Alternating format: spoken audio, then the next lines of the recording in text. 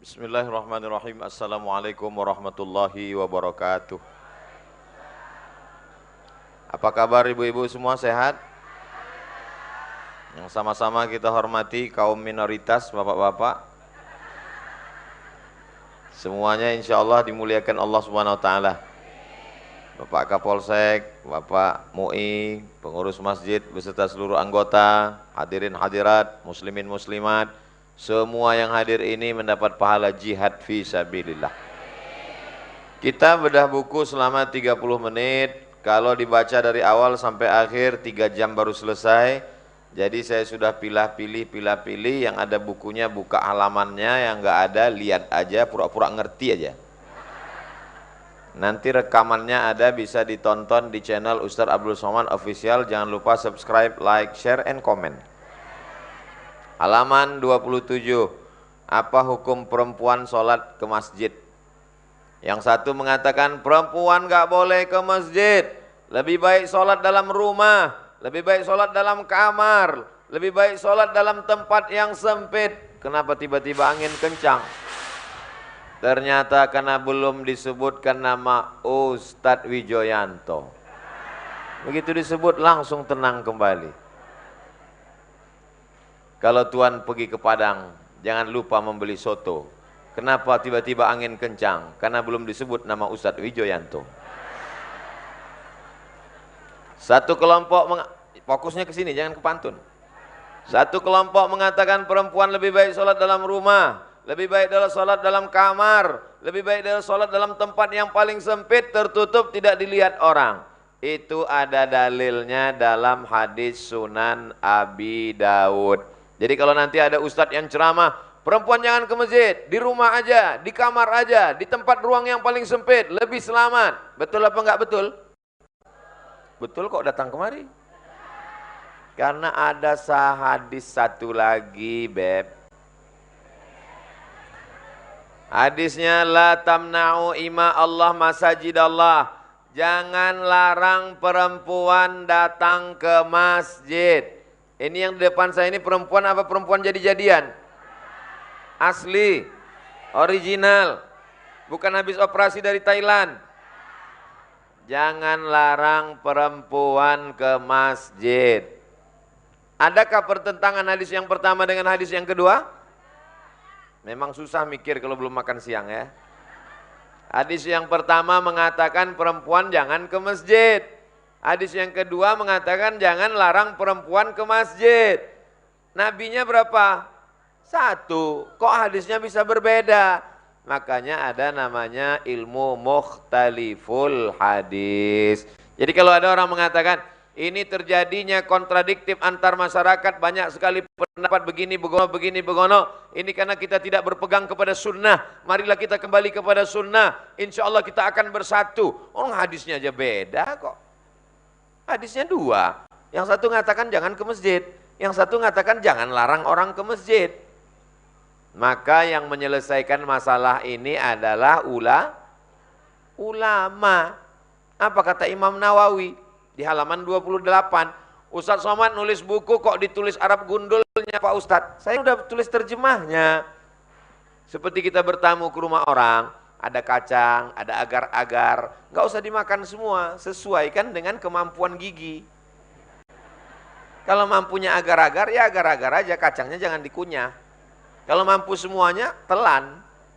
Begitu juga buku ini. Kenapa ada Arab gundulnya? Bagi santri kiai baca Arab gundulnya. Saya nggak mampu, kan ada terjemahnya. Untuk apa Ustadz Arab buat Arab gundulnya? Supaya orang jangan nuduh Ustadz Somad, Ustadz penipu, pembohong. Iya cuma ngarang aja tuh, belum tentu ada. Ini dia.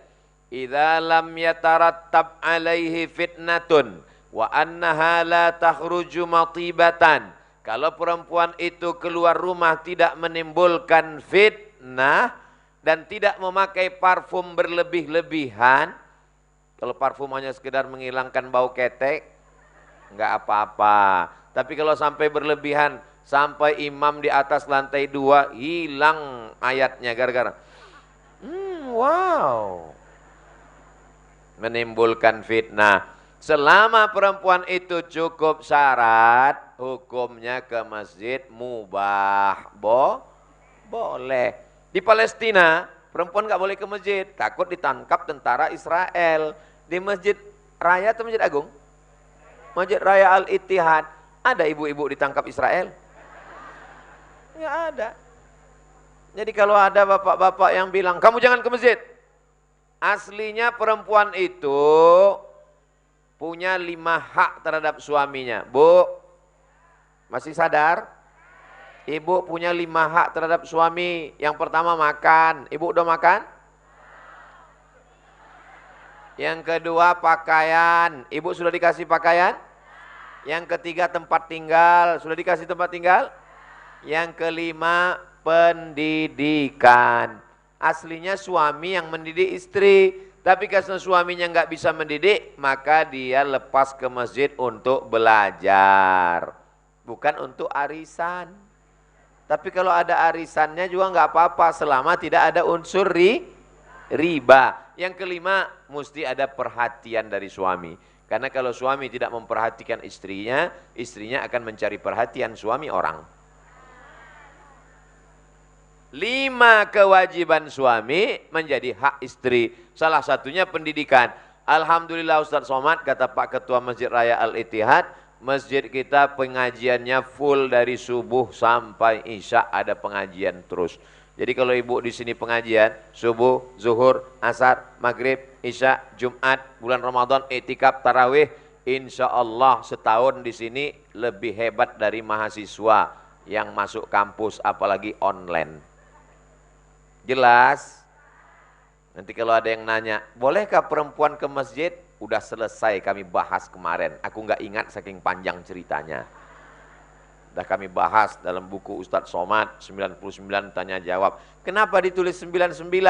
Karena kalau dibuat 88 nanti Densus tersinggung.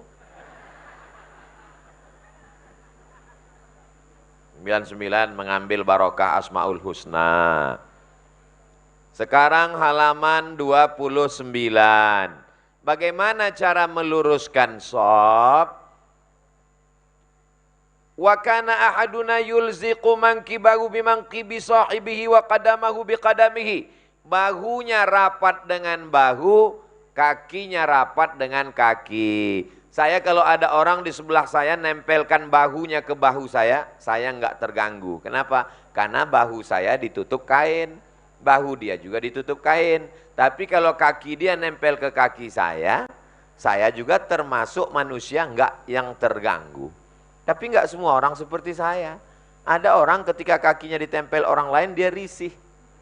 Jadi kalau teman di sebelah itu kita tempel dia geser, jangan ditempel lagi. Nanti dia geser terus. Khawatirnya dia preman yang baru tobat. Itu sholat dia yang pertama. Begitu geser-geser terus, kumat setannya. Akhirnya kelahi di masjid gara-gara kaki. Jadi kalau dia ditempel enggak nyaman, risih, cukup rapat aja. Jadi saya kalau sholat ditempel orang kaki saya enggak apa-apa. Cuman kadang dia gerak-gerak dikit. Kadang imam sudah ghairil maghdubi alaihim waladdallin. Orang masih geser kaki lagi. Bahu dengan bahu, kaki dengan kaki. Mungkin di kalangan ibu-ibu enggak jadi masalah karena ibu-ibu pakai kaos kaki, kok kaos oblong? Mana ibu-ibu? Man wasala safan wasalahullah. Siapa yang nyambungkan shaf maka Allah menyambung hubungan dengan dia. Wa man qata'a safan qata'ahullah. Siapa yang memutus shaf maka Allah putuskan hubungan dengan dia. Jadi shaf ini bukan perkara yang sepele. Kalau mau nyambung dengan Allah maka sambunglah shaf. Jangan putus shaf. Shaf itu Pak Ustadz apa yang ada kuah-kuah itu shaf ayam. Yang dimaksud dengan shaf ini artinya barisan. Ada barisan lurus. Allah suka barisan yang lurus. Ibu, bapak sudah tahu nggak bahwa sebelum sholat itu shafnya mesti lurus? Dari kecil kan? Tapi kenapa imam selalu sebelum sholat luruskan shaf, luruskan shaf? Karena sifat manusia ini lupa. Belum pernah saya sholat tiba-tiba imam di masjid itu ngomong gini, jamaah sekalian, saya tidak menyuruh kalian meluruskan shaf karena kalian udah tahu semua kan? Sunnah hukumnya imam sebelum ngangkat takbiratul ihram, dia lihat dulu ke belakang. Kalau saya jadi imam, sawus sufuf fa inna taswiyatas shaf min tamamis shalah. Luruskan shaf, luruskan shaf. Saya pun lihat jamaah. Ini kue kok belum dibagi semua ini. Luruskan shaf. Luruskan shaf, luruskan shaf. Saya lihat kanan sudah lurus, ada yang enggak nyambung. Itu shaf pertama kok belum ini. Itu yang belakang maju ke depan, maju ke depan. Nah, udah lurus semua, sudah. Cukup begitu, enggak perlu lantas imamnya ke belakang meriksa satu-satu. Mentang-mentang dari Babin Kamtibmas. Jadi dulu ketika masih mahasiswa, kawan saya sholat, imamnya ini mahasiswa dari Libya. Dia masalah shaf ini enggak sah sholat kalau shafnya enggak lurus. Dia periksa ke belakang, satu-satu dia periksa kaki. Ada satu anak Afrika, karena terlalu lama, maju dia ke depan. Allahu Akbar. Itu namanya kudeta tidak berdarah. Jadi dia selalu lihat kanan, kiri, lurus. Lain padang, lain belalang, lain lubuk, lain ikannya, lain tempat, lain tradisinya. Saya ketemu imam macam-macam. Ada satu imam gini, luruskan shaf, angkat kaki celana. Ada satu lagi, luruskan shaf, simpan batu cincin. Ada juga. Kenapa mereka ngomong gitu? Karena takut jamaahnya enggak khusyuk sholatnya. Assalamualaikum warahmatullahi wabarakatuh. Ustadz ngejek cincin. Enggak, saya pakai cincin. Cincin Ustadz biasa aja, cincinnya biasa, kenangannya yang luar biasa. Halaman 30. Bagaimana dengan posisi anak kecil? Ini bapak-bapak bawa anak kecil ke masjid. Satu-satu bapak lagi ngamuk. Jangan bawa anak ke masjid. Saya paling anti dengan anak masjid. Darah tinggi saya kumat. Jantung koroner saya ngamuk. Kalau di masjid masih ada anak kecil, masih ada anak kecil, masih ada anak kecil, masih ada anak kecil, insya Allah Masjid Raya Al-Ittihad sampai hari kiamat nggak putus orang sholat. Jangan marah ke anak kecil. Saya dikirimin video, anak-anak kecil di belakang ketawa. Kiki. Ada bapak yang emosi ke depan, dia mundur, dia tendang anak, mental ke belakang. Ibu udah dapat videonya? Nanti saya kirim. Anak kecil terbagi 3. Yang pertama sobi. Sobi belum bisa menerima perintah. Yang kedua mumayyiz. Dia sudah bisa membedakan mana baik, mana buruk, mana bagus, mana enggak bagus. Tapi belum akil balik. Yang ketiga amrod. Hampir nyaris akil balik. Sobi, anak umur 4 tahun ke bawah, 4, 3, 2, 1. Itu kalau bisa jangan. Kenapa? Karena dia belum bisa nerima perintah. Kalau dia ribut di belakang kita giniin, dia balik giniin kita. Tapi ini mumayyiz nih. Ini mumayyiz. Begitu saya tunjuk langsung duduknya lurus. Begitu saya tunjuk, yang mumayyiz nih bisa. Diam ya nak ya, nanti jangan gerak ya. Ya. Dari mulai awal takbiratul ihram sampai salam dia enggak gerak-gerak. Nah ditanya kawannya, ente kok enggak rukuk, enggak sujud? Kata papa jangan gerak. Tapi dia udah bisa menerima perintah, tapi belum akil balik. Aslinya anak-anak itu tidak memutus shaf. Anak-anak jangan diletakkan di shaf orang dewasa. Anak-anak ini mutus shaf. Anak-anak tidak memutus shaf. Lalu kenapa anak-anak di Indonesia tidak dibolehkan di pada shaf orang dewasa? 2 sebab. Yang pertama, karena anak di Indonesia belum khitan. Ujung senapan angin belum dipotong. Beda sama anak saya, Sami khitan umur 8 hari. Di khitan. Kenapa Ustadz cepat khitan? Karena saya bintang iklan sunatron. Nah, ada orang Riau, pakar sunat di Malaysia. Masa orang Malaysia terus yang dapat? Akhirnya dia pulang. Nama programnya sunatron. Saya diangkat jadi bintang iklannya. Bapak dan Ibu, Anda mau khitan? Daftarkan segera anak dan suami Anda. Tidak perlu pakai perban, tidak dijahit, tidak pakai kain, langsung pakai celana. Khitan pagi, sore bisa akad nikah. Pakailah sunatron. Berikut ini sunatron. 99 anak akan dikhitan. Pemotongan pertama dimulai oleh Al-Mukarram Ustadz Abdul Somad. Saya diperintahkan nyunat, saya enggak berani. Terus terang, kalau nyembelih sapi saya berani. Tapi untuk nyunat, khawatirnya salah potong karena grogi, habis. Hilang masa depan dia. Jadi anak saya dikhitan, ternyata bagus khitan pakai sunatron. Anda ingin mengkhitan anak Anda menggunakan sunatron? Hubungi nomor kontak berikut ini. Oh, Ustaz endorse dapat persenan ya? Sampai sekarang belum dapat. Hanya untuk memudahkan anak umat Islam. Karena kalau belum dipotong, di balik kulit itu kulfah. Nama kulitnya kulfah. Itu ada najis yang tersimpan. Yang kedua, kenapa anak-anak di Indonesia itu dikatakan memutus shop? Karena anak-anak di tempat kita kadang belum belajar sholat, fikih, toharoh yang benar. Kencingnya nggak cebok. Lalu kemudian, kalau anak saya bukan cuma kencing nggak cebok, nggak cebok Pak Ustaz. Atau anak-anak masih pakai pampers, dia bawa najis. Atau anak-anak ini wuduknya belum sempurna. Saya lihat dengan mata kepala saya sendiri anak MDA, Madrasah Diniyah Awaliyah, pas saya mau ambil wuduk, dia wuduk depan, dia hidupkan keran, dia ambil gini aja wuduknya. Pas kaki dia tendang-tendang aja. Anak-anak ibu tolong ajarkan, jangan bosan tiap hari, tiap wuduk. Nah, itu wajahnya mesti kena semua. Itu wajahnya digosok, tangannya sampai siku, telinganya ini bagian dalam, ini bagian luar, dibasahin dulu pakai keran, habis itu jangan sampai kamu ganteng putih tapi telingamu ada sarang Spiderman. Kakinya tumitnya mesti kena. Kalau ustadz yang ceramah nggak masuk ke telinga dia, tapi kalau ibu yang ngajar, walaupun ibu bukan profesor, doktor, bukan kiai, bukan ustadz, bukan ulama, tapi anak ibu dapat pelajaran, nanti anak ibu ngajar istrinya, ngajar anaknya, ngajar cucunya, ibu mendapatkan ilmun yuntafa'u bih, ilmu bermanfaat sampai hari kiamat. Amin. Jadi kenapa anak di Indonesia dikatakan memutus shop? Dua sebab. Pertama, karena toharoh wuduknya belum sempurna. Yang kedua, karena belum khitan. Kan nggak mungkin kita angkat satu petugas di pintu Masjid Raya Ittihad. Tugasnya cuma buka satu-satu. Udah khitan, masuk. Belum khitan, sini. Udah, nggak mungkin.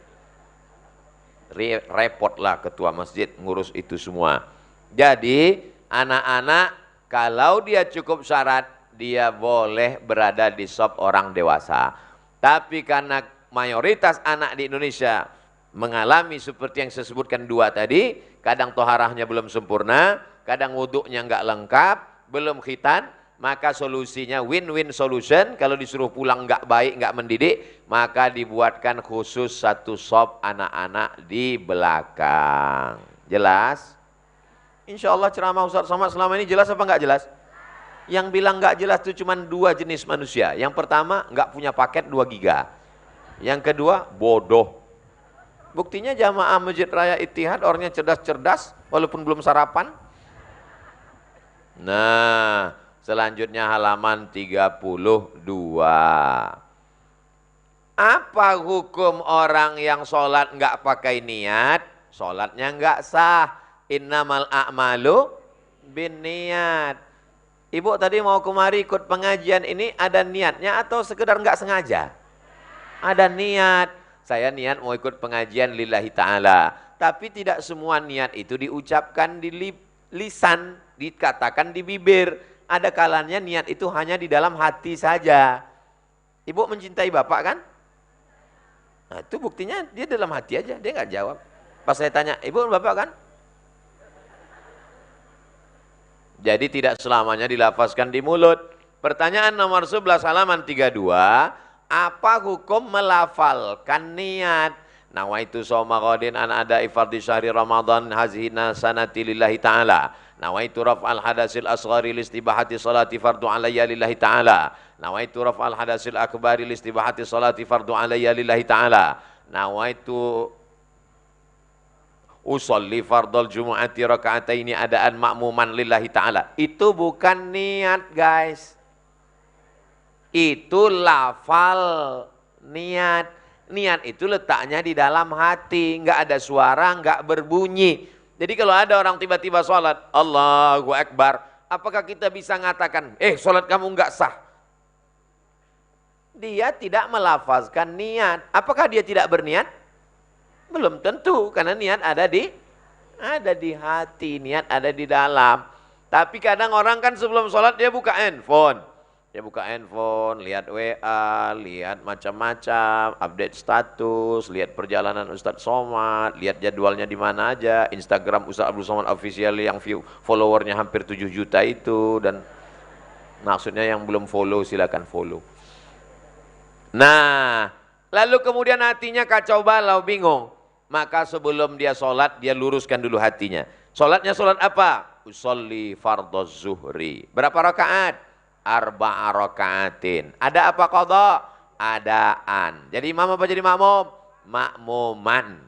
Usolli fardhu zuhri 4 rakaatin adaan makmuman lillahi ta'ala.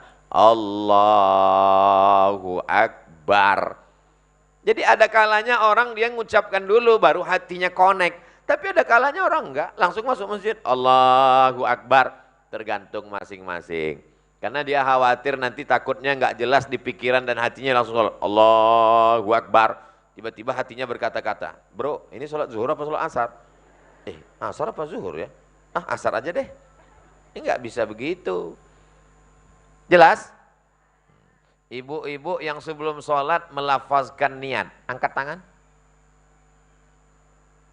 Ibu-ibu yang sebelum sholat enggak melafazkan niat, angkat tangan. Berarti banyak yang bingung. Sebagian melafazkan niat, sebagian enggak melafazkan niat, tapi semuanya berniat.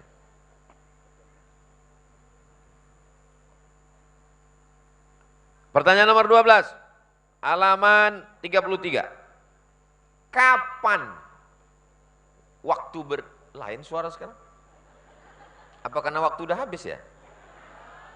Kapan waktu berniat sholat? Saya bacakan menurut pendapat ulama. Ittafaqa salasatun minal a'immati. Sepakat 3 mazhab. Wahumul malikiyatu.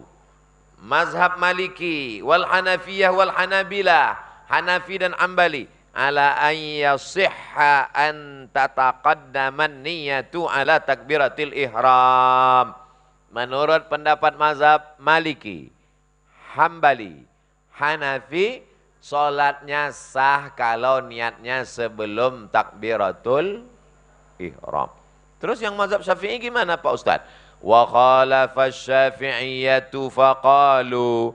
Menurut mazhab Syafi'i, labudda min antakunan niyatu muqaranatan li takbiratil ihram. Niatnya sejalan dengan takbiratul Allahu Akbar. Makanya nanti kalau kedengaran imamnya takbirnya panjang, Allahu Akbar, itu dapat dipastikan dia bermazhab Syafi'i, karena dia mau masang niatnya di dalam takbir. Kalau ada imam di tempat kami pendek aja Pak Ustaz, Allahu Akbar, berarti dia niatnya sebelum takbir. Imam di tempat kami Pak Ustaz enggak takbir sama sekali. Itu namanya imam grogi. Saking kan groginya baru pertama kali langsung Alhamdulillahi Rabbil Alamin. Ini sholat apa MTQ? Ustadz Somad kalau sholat niatnya sebelum takbir apa dalam takbir? Saya kalau sholat niatnya dalam takbir. Saya pakai mazhab Syafi'i. Allahu Akbar. Saya sholat Jumat 2 rakaat fardu jadi makmum karena Allah Ta'ala. Allahu Akbar. Tapi saya tidak menyalahkan teman saya yang niatnya sebelum takbiratul ihram. Yang tidak sah itu habis lari-lari, main-main, jogging langsung masjid, Allahu Akbar. Tiba-tiba ini sholat apa ya? Sholat maghrib aja. Nggak sah. Karena niat itu sebelum atau di dalam. Jelas? Masih banyak lagi ya. Sampai maghrib juga kayaknya nih. Halaman 41. Yang satu sebelah sini doa iftitah. Allahu Akbar kabira walhamdulillahi katsira wa subhanallahi bukratan wa asila. Yang sebelah sini baca iftitah. Allahumma ba'id baini wa baina khataayaya kama ba'adta bainal masyriqi wal maghrib. Yang iftitahnya Allahumma ba'id, angkat tangan. Yang iftitahnya Allahu Akbar kabira.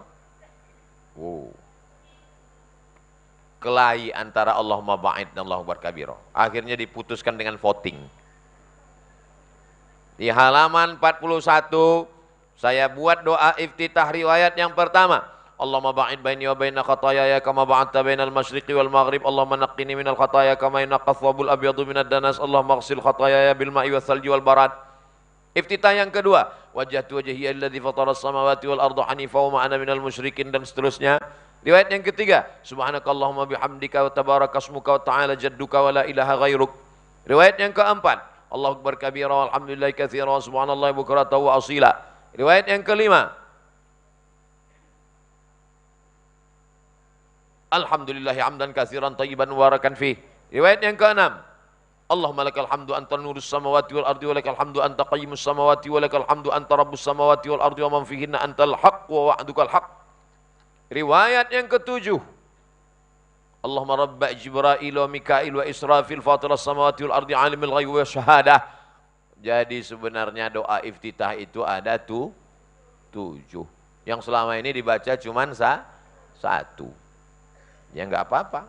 Jadi sebetulnya kalau saya lihat-lihat yang saya baca selama ini 1,5. Allahu Akbar kabira walhamdulillahi katsira wa subhanallahi bukratan wa asila. Dilanjutkan iftitah yang kedua, wajjahtu wajhiya lilladzi fataras samawati wal arda hanifan musliman wa ma ana minal musyrikin. Inna salati wa nusuki wa mahyaya wa mamati lillahi rabbil alamin la syarika lahu wa bidzalika umirtu wa ana minal muslimin. Apa tujuan Ustaz Somad menyebutkan sampai 7 iftitah ini? Mau nambah hafalan kami ya? Penderitaan yang lama aja belum selesai Pak Ustaz. Tujuan saya cuma 1, supaya kita jangan kelahi pikiran sempit nyalahkan orang. Apapun iftitahnya selama masih ada dalam hadis sahih maka baik. Kalau sholat nggak pakai iftitah sama sekali karena preman baru tobat, ya nggak apa-apa, karena iftitah bukan rukun, bukan syarat, bukan wajib. Dia sunat baik. Allahu Akbar. Bismillahirrahmanirrahim. Selesai sholat makmumnya komplain. Kenapa ente nggak baca iftitah langsung Fatihah? Ya terserah saya imam. Tapi yang namanya sholat tentu ada sunat-sunatnya. Mengikut sunnah Rasulullah Sallallahu Alaihi Wasallam. Nabi sholat, Allahu Akbar. Ada makmum di belakang baca doa. Allahu Akbar kabira, walhamdulillahi katsira, wa subhanallahi bukratan wa asila. Selesai sholat Nabi nanya, siapa tadi yang baca Allahu Akbar kabira? Enggak pernah aku ajarkan kepada siapapun. Kata sahabat, saya yang baca doa itu ya Rasulullah. Kata Rasul, ra'aitu bid'an wa thalathina malakan yabtadirun. Aku melihat pintu-pintu langit terbuka, malaikat turun ingin mencatat doa yang kau baca tadi. Yang meriwayatkan hadis ini Abdullah bin Umar bin Khattab, anak Umar bin Khattab, dia berkata, sejak aku mendengar itu, aku tidak pernah meninggalkan Allahu Akbar kabira. Tapi saya enggak menyalahkan yang Allahumma ba'id. Jangan sampai kelahi antara Allahumma ba'id dengan Allahu Akbar kabira dalam masjid. Kelahi hanya gara-gara iftitah. Akhirnya yang ketawa yang enggak sholat. Kenapa mereka kelahi dalam masjid? Gara-gara iftitah. Untung kita enggak sholat. Mari kita lanjutkan permainan ini. Kelepak bala 6. Halaman 47. Pertanyaan yang ke-18. Ketika akan membaca Al-Fatihah, apakah dianjurkan membaca ta'awudz, a'udzubillah? Wajjahtu wajhiya alladzi fatara as-samawati wal arda hanifan musliman wa ma ana minal musyrikin. Inna salati wa nusuki wa mahyaya wa mamati lillahi rabbil alamin la syarika lahu wa bidzalika umirtu ana minal muslimin. A'udzubillahi minasyaitonir rajim. Bismillahirrahmanirrahim. Alhamdulillahi rabbil alamin. Ar-Rahmanir Rahim. Maliki yaumiddin. Apa hukum membaca a'udzubillah sebelum membaca Al-Fatihah? Maka membaca a'udzubillah sebelum membaca Al-Fatihah hukumnya makruh menurut mazhab Maliki. Menurut mazhab Hanafi, membaca a'udzubillah hanya pada rakaat yang pertama saja. Jadi kalau ada orang yang setiap membaca Fatihah, a'udzubillah dulu. Rakaat pertama, rakaat kedua, rakaat ketiga, rakaat keempat, baca auzubillah. Itu mazhab Syafi'i. Selama ini ibu, saya nggak ingat Pak Ustaz. Tahu-tahu selesai aja.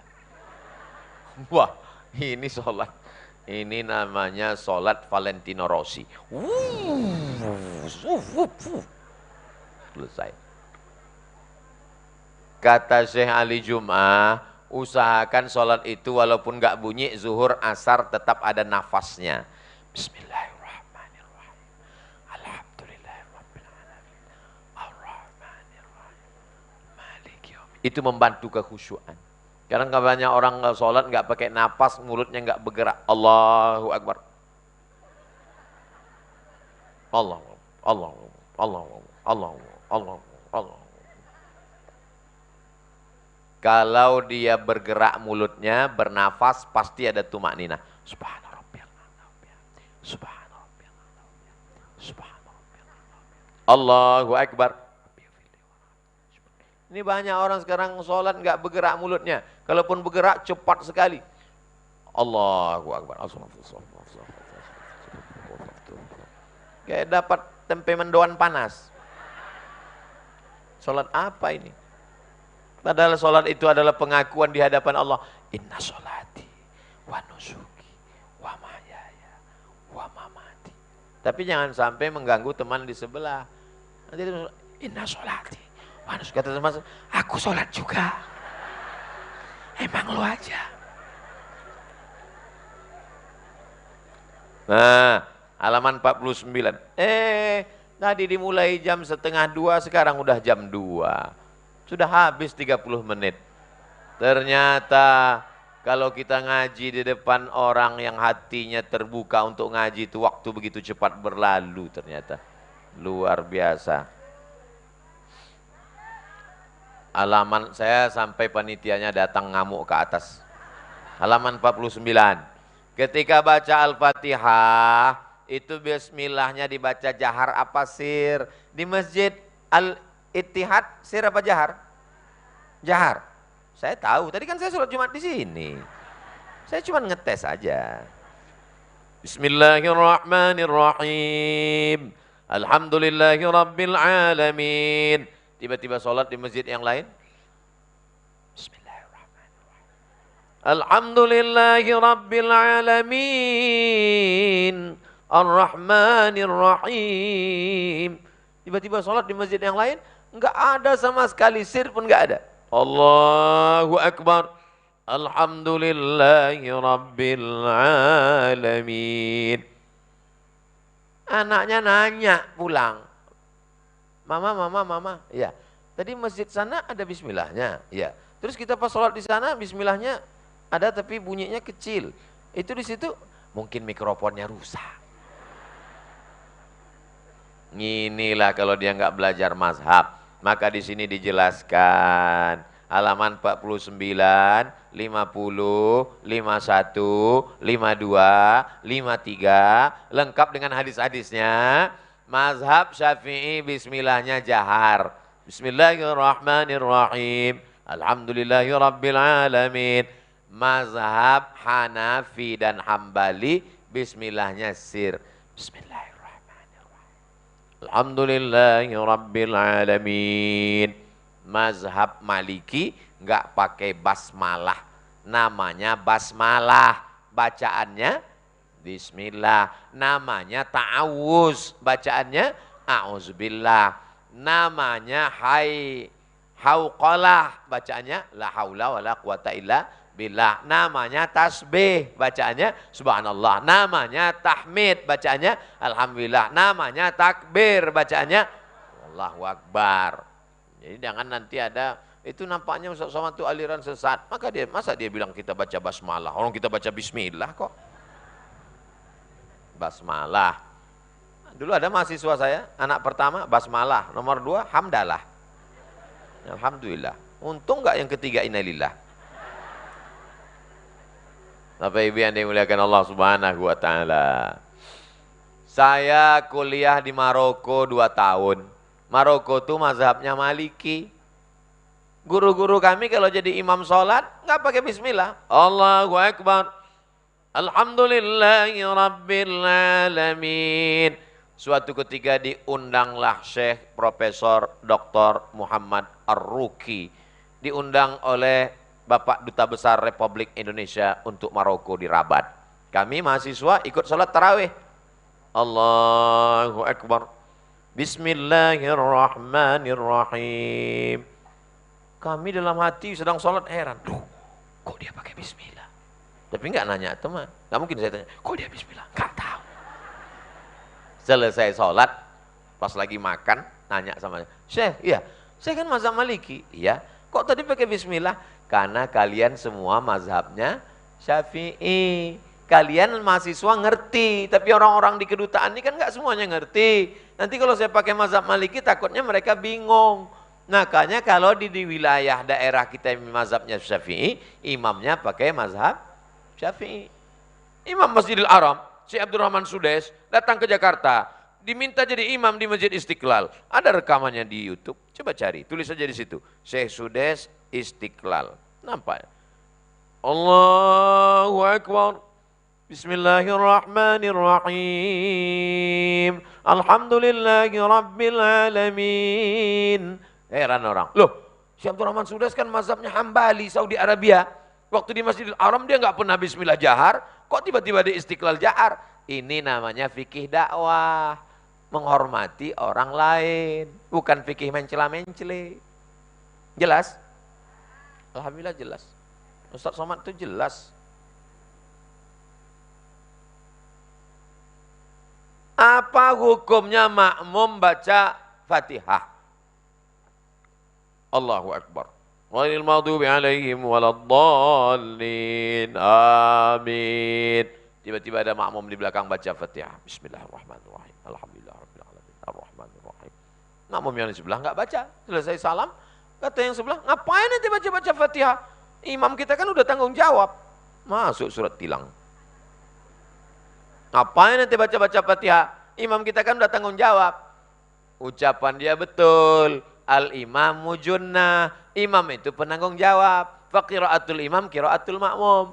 Bacaan imam sudah jadi bacaan makmum. Inilah yang dijadikan mazhab Hanafi sebagai dalil imam makmumnya enggak perlu baca Fatihah lagi.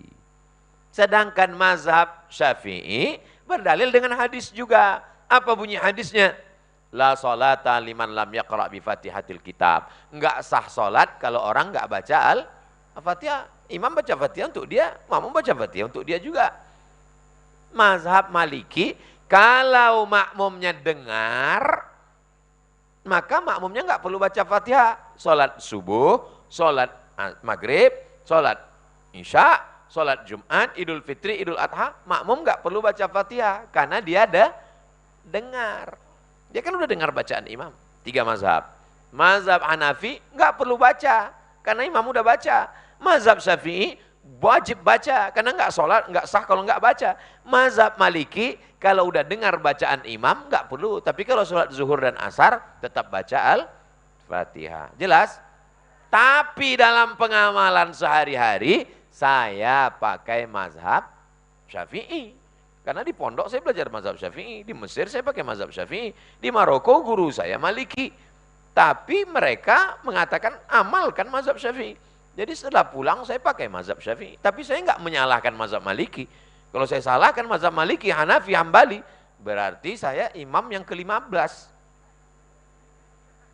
Siapa kita nyalahkan para ulama? Itulah pentingnya kita mengkaji pendapat mazhab, bukan untuk mencela-mencele, bukan untuk nyari enak-enaknya, tapi untuk menghormati saudara kita sesama ahlus sunnah wal jamaah. Habis 40 menit. Sekarang ada kertas masuk. Ustadz, sekarang boleh sesi tanya jawab 3 orang dipilih panitia. Baik, kita Tes. Ibu Haja Maisaro. Mohon hati-hati dengan Ustazah. barang-barang ada tangan jahil. Tolong panitia. Dari ibu-ibu 2 orang, bapak-bapak 1 yang pojok ya. Bapak terakhir Pak ya. Ibu Haja Maisaro, Ustazah sama Ayahanda di pojok. Tes. Dari nama dan dari mana Bu, biar jelas. Bismillahirrahmanirrahim. Assalamualaikum warahmatullahi wabarakatuh. Nama saya Waalaikumsalam warahmatullahi wabarakatuh. Ibu Maisaroh dari Al-Ittihad, Jamaah Masjid Al-Ittihad. Yang saya ingin tanyakan atau saya mohon penjelasan dari Ustadz Abdul Somad tentang seorang ibu yang menggendong bayinya ketika sholat, sedangkan bayinya itu masih pakai pempes, dan pempesnya tentu mungkin ada najisnya atau juga kotorannya begitu Ustadz. Tolong dijelaskan bagaimana caranya kita menggendong bayi kita ketika nangis waktu kita sholat. Terima kasih. Assalamualaikum warahmatullahi wabarakatuh. Waalaikumsalam warahmatullahi wabarakatuh. Apa hukumnya kalau ada bayi menempel di tubuh orang yang sholat? Nabi sujudnya lama. Makmum di belakang menyangka turun wahyu. Setelah selesai sholat, rupanya cucunya naik ke tengkuknya. Itu menunjukkan sholat nggak batal ditempel oleh anak kecil. Jadi kalau ada ibu-ibu megang anaknya, lalu kemudian anak itu menempel di badannya, maka tidak batal. Karena anak itu bukan najis, kecuali keluar sesuatu kharaja syai'un kharaja min nasabilaini, dari kubul ataupun dubur, pintu depan atau pintu belakang. Nah, kalau dia pakai pampers, dia nggak tahu ini sudah keluar atau belum. Yang keluar nih atau air kecil. Air besar atau air kecil dia nggak tahu, kecuali pampers itu ada remote kontrolnya. Nah, kalau dia air besar warnanya merah, kalau air kecil warnanya hijau, kalau cuman kentut warna kuning. Selama nggak ketahuan, al-khuruju minal khilafi aula, keluar dari khilaf lebih utama. Darul mafasid muqaddam ala jalbil masalih, menolak mudarat lebih utama daripada mengambil manfaat. Jadi lebih selamat kalau dia mau gendong juga, gendong anak itu jangan pakai pampers, pakai kain tipis saja. Nanti mana tahu anak itu buang air besar atau buang air kecil, langsung terasa, berarti batal. Kalau dia tidak, berarti tidak batal. Itu lebih selamat. Mana tahu di rumah nggak ada orang, nggak ada siapapun, nggak ada suami, dia sholat cuman berdua, peganglah sholat. Nangis dia Pak Ustadz, itu loh saja sholat. Tapi kalau di masjid, dia menangis kuat, mengganggu orang banyak sampai mengganggu ketertiban umum, sampai imam lupa lakum dinukum waliyadin, putar-putar dia saking hilang konsentrasi, yang kanan naik asam urat, yang kiri naik asam lambung, gara-gara nangisnya itu. Maka darurat, tidak boleh membatalkan sholat kecuali darurat tingkat tinggi. Ini termasuk darurat, maka dia kalau di masjid, tapi jarang begitu. Di Indonesia orang sudah tahu bahwa Indonesia ini beda sama di Masjid Nabawi. Kita dengar Masjid Nabawi anak-anak menangis di belakang, nangis di belakang. Pas kita selesai sholat dilihat rupanya boneka. Begitu Bu tentang masalah menggendong anak kecil. Wallahu a'lam bishawab. Silakan Bu. Assalamualaikum warahmatullahi wabarakatuh. Waalaikumsalam warahmatullahi wabarakatuh. Ustadz Abdul Somad yang saya hormati, Barakallah. Baik Ustazah. saya mohon kiranya Ustadz Abdul Somad bisa menyempatkan diri untuk ziarah ke ayahanda Bapak Kiai Haji Abdul Rashid bin Kiai Haji Abdul Syafi dan Ustazah Haja. Kami juga mengundang insya Allah pada haul akbar di bulan Zulqa'dah, karena mama sama ayah wafatnya di bulan yang sama, dalam 1 tahun yang sama. Baiklah, pertanyaan kami, saya punya suami dalam keadaan stroke, 3/4 dari otaknya ada penyumbatan. Jadi kalau sholat itu harus diwuduin, karena memang sebelah kanan, di kanannya baik tangan dan kakinya itu tidak bisa bergerak. Sehingga kami mengudukan, karena memang saya batal, berarti putri-putri saya yang mengudukan, karena putra kami lagi sekolah di Turki. Kemudian apakah ketika kami mewudukannya, kaminya sudah berwudu? Terkadang ada putri kami yang uzur, apakah boleh mewudukan ayahnya dalam keadaan uzur? Itu saja. Assalamualaikum warahmatullahi wabarakatuh. Waalaikumsalam warahmatullahi wabarakatuh. Untuk almarhum guru kita Kiai Haji Abdul Rashid Syafi'i beserta Ibu Nyai Al-Fatihah. A'udzubillahi minasyaitonirrajim. Bismillahirrahmanirrahim. Alhamdulillahirabbil alamin arrahmanirrahim maliki yaumiddin iyyaka na'budu wa iyyaka nasta'in ihdinas siratal mustaqim siratal ladzina an'amta 'alaihim ghairil maghdubi 'alaihim waladdallin amin. Allahumma fir lahum warhamhum wa'afihim wa'fu anhum wa akrim nuzulahum wa wasi' madkhalahum wa aghsilhum bil ma'i was salji wal barad wa naqihim minal khataaya kama yunqqa ath-thawbul abyadu minad danas وأبدلهم دارا خيرا من دارهم وأهلا خيرا من أهلهم وقهم من فتنة القبر وعذاب النار اللهم لا تحرمنا أجرهم ولا تفتنا بعدهم واغفر لنا ولهم ولإخوان الذين سبقونا بالإيمان ولا تجعل في قلوبنا غلا للذين آمنوا ربنا إنك رؤوف رحيم اللهم اجعل قبورهم روضة من رياض الجنان لا تجعل قبورهم حفرة من حفر النيران. Jadi saya bacakan doa sini dengan mengambil barokah jamaah banyak. Adapun mungkin tak mungkinnya ziarah saya serahkan ke panitia karena mereka yang tahu macet tak macet sampai tak sampai, karena saya ini seperti mayat yang sedang dimandikan orang. Jadi saya ini nggak tahu mau dibawa kemana hubungan ini. Nah, bagaimana orang yang diwudukkan? Apakah yang mewudukkan itu mesti sudah berwuduk? Maka tidak mesti orang yang mewudukkan itu sudah berwuduk. Mana dalilnya? Karena memandikan jenazah yang ada wuduknya, tidak mesti orang yang melaksanakan itu juga mesti sudah berwuduk. Dia sifatnya membantu, membawakan air, menyiramkan. Itu pertama. Yang kedua, apakah orang yang dalam keadaan halangan, dalam keadaan haid, boleh memandikan jenazah atau mewudukkan orang yang sakit? Suatu ketika ada seorang perempuan bertanya kepada ahli-ahli hadis, mereka penghafal hadis. Assalamualaikum, waalaikumsalam. Ada nggak hadis tentang perempuan boleh nggak memandikan jenazah? Kata ahli hadis, nggak ada hadisnya. Karena memang mereka nggak ada ketemu hadisnya satupun. Tapi kalau kamu mau tanya supaya Imam Hamad, muridnya Imam Syafi'i, dia datang, perempuan ini datang ke gimana perempuan yang sedang haid memandikan jenazah? Ada nggak hadisnya? Kata Imam Ahmad, ada hadisnya. Loh, tadi kata mereka nggak ada. Ada kata dia. Hadisnya mana? Hadisnya ketika Sayyidatuna Aisyah dipanggil Nabi saat Nabi iktikaf di dalam masjid. Ini masjid, ini kamar. Ini masjid, ini kamar. Nabi manggil, ya Humaira. Nabi itu kalau manggil nggak mau, ya Aisyah nggak mau. Dia panggil nama. Wahai engkau yang orangnya kulit putih kemerah-merahan kalau kena cahaya matahari. Nah, gitu. Boleh nggak Pak Ustadz saya panggil istri saya yang Humairah? Boleh. Tapi dia nggak putih, ya nggak apa-apa. Menyenangkan hati nggak apa-apa. Masa dipanggil ya Hajar Aswad, ya Humairah, ya Nawilinil Khumrah. Tolong ulurkan saya kain. Tolong ulurkan saya kain, kata Ummul Mukminin Aisyah. Saya sedang haid ya Rasulullah. Aisyah tidak mau mengulurkan kain ke dalam masjid karena dia sedang uzur, sedang haid. Kata Nabi,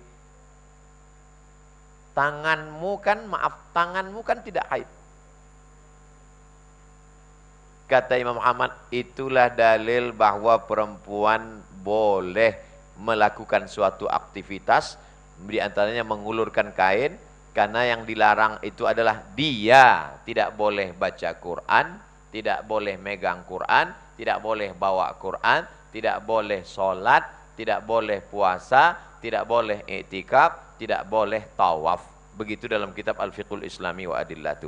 Jadi di situ kelihatan bahwa penghafal hadis hanya menghafal, sedangkan ahli fikih hafal dan paham substansi makna yang terkandung di dalamnya. Hadis yang disebutkan Imam Ahmad itu tidak menyebutkan secara eksplisit tekstual, tapi mengandung makna di dalam. Kata Nabi, tanganmu, inna yadaki, sesungguhnya tanganmu, inna haidataki laisat fiyadik, sesungguhnya haidmu tidak di tanganmu. Nah, itu tentang bahwa kalau kebetulan anak perempuan, anak laki-laki tidak ada, anak perempuan ada, dia sedang berhalangan, dia menyiramkan air itu, apakah memandikan atau menyiramkan untuk wudu atau memandikan jenazah. Wallahu alam bisawab. Baik, terakhir silakan Ayahanda Singkat, padat, jelas ya. Bismillahirrahmanirrahim. Assalamualaikum warahmatullahi wabarakatuh. Waalaikumsalam warahmatullahi wabarakatuh. Ananda Abdul Samad. Saya mohon sama Allah di hari yang terang dan cerah ini supaya Ananda Abdul Samad tetap berkiprah di bumi Indonesia yang kita cinta ini. Amin. Amin. Amin ya Allah. Yang kedua, apa yang Ananda sampaikan itu di forum ini, itu akan dapat terlaksana nanti bila kedepannya presidennya adalah hatinya ada Allah. Kalau presiden hatinya ada Allah, insya Allah rakyatnya juga ada Allah. Sehingga kedepannya masyarakat mana dia dan negara yang berdatun batu barat bernegapur. Pertanyaannya, Pak. Juga dengan doa kita, Allahumma rabbana atina fid dunya hasanah wa fil akhirati hasanah akan tercipta. Terima kasih Pak Abdul Samad. Assalamualaikum warahmatullahi wabarakatuh. Pertanyaannya apa, Pak? Nggak ada ya? Pertanyaannya bagaimana kita mengharapkan presiden ke depan itu orang yang hatinya ada Allah. Sehingga rakyatnya juga Allah, tidak usah apalagi sehingga presiden ke depan rajin dikaji istihad, datang Takbir! dengan ulama, menyat sehingga Cukup, kesulitan Pak. apa yang ada bisa diselesaikan dengan Waktu baik. selesai. Tidak perlu kita Cukup. berpondok ini. Terima kasih. Ya. Assalamualaikum, mohon maaf dunia akhirat. Ya. Assalamualaikum. Waalaikumsalam warahmatullahi wabarakatuh. Kita tidak tinggal di sistem kerajaan. Kita bukan sistem monarki. Kita pakai sistem demokrasi. Dalam demokrasi suara terbanyak itulah yang menang. Jadi kalau yang milih itu seperti Bapak, maka insya Allah akan terpilih orang yang peduli masjid, Amin. sayang pada habaib, peduli pada ulama, peduli pada pondok pesantren, melindungi masyarakat, orang terbaik. Semua putra-putri bangsa Indonesia yang baik-baik, mudah-mudahan dipilih orang yang baik, yang terpilih orang yang terbaik insya Allah. Kita cerdaskan umat dengan kajian-kajian keilmuan dan tetap berdoa. La tusallit alaina man la yakhafuka wa la yarhamuna. Jangan berikan kuasa kepada orang yang tak takut padamu dan tak sayang kepada kami. Itu doanya. Kita ulang sama-sama. La tusallit alaina man la yakhafuka wa la yarhamuna. Jangan engkau berikan kuasa kepada orang yang tak takut padamu dan tak sayang pada kami. Kalau sudah yang berkuasa itu orang yang tak takut sama Allah dan tak sayang pada kita, habis hancur binasa. Mudah-mudahan Allah berikan pemimpin yang adil dan Amin. Ustaz, terakhir lagi satu. baik. Alhamdulillah. Assalamualaikum Ustaz. Barakallah. Assalamualaikum warahmatullahi wabarakatuh. Bisa ketemu lagi Ustaz. Ya, Ustaz, saya mau bertanya. baik. Apakah ada hadis atau dalil pada saat sholat fardu dalam gerakan, maunya kita batuk itu sekali, 2 kali, 3 kali, apakah membatalkan sholat? Itu aja Ustaz. Kasih Ustaz. Assalamualaikum. Dalam mazhab Syafi'i salat batal kalau ada harakah ajnabiyah, gerakan asing yang bukan gerakan salat. Gerakan asing berturut-turut 3 kali maka batal salat, termasuk mubtilatus shalah. Jadi kalau gerakannya bukan gerakan asing dan darurat, contohnya kita sedang outbound camping ke tengah hutan, sampai di tengah hutan itu kita salat, Allahu Akbar, nggak tahu tiba-tiba entah datang dari mana ada orang, mohon maaf, tunanetra sedang berjalan, di depannya ada sumur tua. Maka kita boleh menarik tangannya, jalan kita tanpa kita hitung 2-3 kali. Kita jalan, kita tarik tangannya, lalu kita geser dia sampai lewat sumur itu. Sholat tidak batal. Kenapa? Karena darurat. Karena kalau kita biarkan gerak sekali, 2 kali, masuklah dia ke dalam, matilah dia. Begitu juga dalam sholat, uqtulul aswadaini, bunuhlah 2 yang hitam. Fis sholah, walaupun kau sedang sholat, bunuhlah 2 yang hitam. Yang pertama al-aqrab, kalajengking. Yang kedua as-su'ban, ular. Allahu Akbar, masuk ular, masuk kalajengking, pukul langsung, mati. Tumpah pula air nih. Mungkin kita pukul sekali, pukul sekali, matilah kita dimakannya. Anaconda pula yang masuk. Harakah ajnabiyah yang bukan karena hajat, yang bukan karena darurat, bergerak-gerak, maka batal sholat. Maka kalau gatal pula betul kepala ini sekali tadi. Gatal juga lagi. Gatal, makanya keramas. Wallahu a'lam bishawab. Baik, cukup semuanya ya? Cukup? Belum lagi? Ustadz masih banyak agenda. Gimana Ustadz? Kita cukupkan apa? Manajemen gimana? Cukup. Cukup. Baik ya. Baik. Mudah-mudahan semua keluarga sakinah mawaddah Amin. warahmah, anak cucu soleh dan solehah, diberikan pemimpin yang adil dan amanah, anak-anak penghafal Quran hafiz dan hafizah. Amin. Negara Kesatuan Republik Indonesia baldatun thayyibatun wa rabbun ghafur. Amin. Kita semuanya mati dalam kalimah la ilaha illallah Muhammad Rasulullah ala hazihi niyah al-Fatihah. A'udzubillahi minasyaitonir rajim. Bismillahirrahmanirrahim. Alhamdulillahi rabbil alamin. Arrahmanirrahim. Maliki yaumiddin. Iyyaka na'budu wa iyyaka nasta'in. Ihdinas siratal mustaqim. Shiratal ladzina an'amta 'alaihim ghairil maghdubi 'alaihim waladdallin. Amin. La tada' lana dzamban illa ghafartah. Ampunkan segala dosa-dosa kami ya Allah. Wala dainan illa qadaitah. Tolong kami lepas dari hutang piutang riba. Wala maridan illa syafaitah. Ada saudara kami yang sakit, angkat penyakitnya, sehatkan ya Allah. Wala mayyitan illa rahimtah. Yang meninggal dunia, lapangkan kuburnya, selamatkan dari segala azab-Mu ya Allah. Wala hajatan min hawaiji dunya wal akhirati laka ridha walana fiha salah. Segala hajat dunia, hajat akhirat baik bagi kami dan Engkau ridha, tunaikanlah ya Allah. Rabbana hab lana minas shalihin. Jadikan anak kami anak-anak yang saleh dan salihah, min huffazil Quran wal hafizat, menjadi para penghafal Quran. Allahumma dafa'annahumul ghala wal waba wal fahsya wal riba wal zina wal munkar. Selamatkan anak kami dari narkoba, dari zina, dari riba, dari LGBT, dari semua perbuatan keji dan mungkar. La muqallibal qulub, Engkau yang membolak-balikkan hati. Sabit qulubana, kokohkan hati kami. Ala dinik, dalam agamamu. Ala ta'atik, dalam ketaatan kepadamu. Rabbana atina fid dunya hasanah wa fil akhirati hasanah wa qina adzabannar.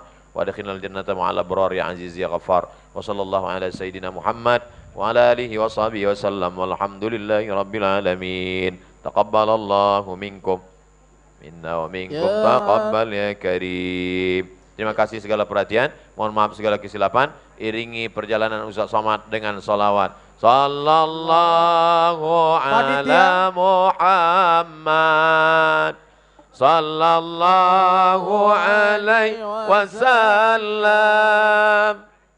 sallallahu Panitia akan mengedarkan Muhammad. Silakan. Sallallahu alaihi wasallam. Syukran Ustaz. Ya Nabi Tromol panitia akan diedarkan, tolong berikan infak yang terbaik. Ya Rasul Tromol. salam alaika. Ya Habibi salam alaika.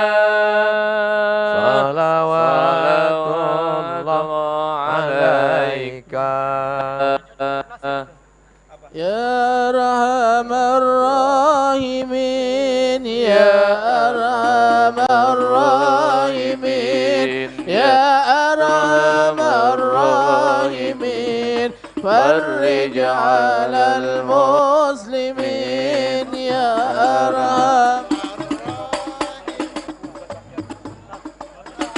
Arhamar Rahimin, Ya Arhamar Rahimin, farrij 'alal muslimin, Ya Rabbana Ya Karim, Ya Rabbana Ya Rahim, Anta Jawadul Halim, wa Anta ni'mal mu'in, Ya Arhamar Rahimin, Ya Arhamar Rahimin, Ya Arhamar Rahimin, farrij المسلمين وليس نرجو سوى فادرك إلهي دراك قبل الفناء والهلاك يا إن الدنيا ودين يا أرحم الراحمين يا أرحم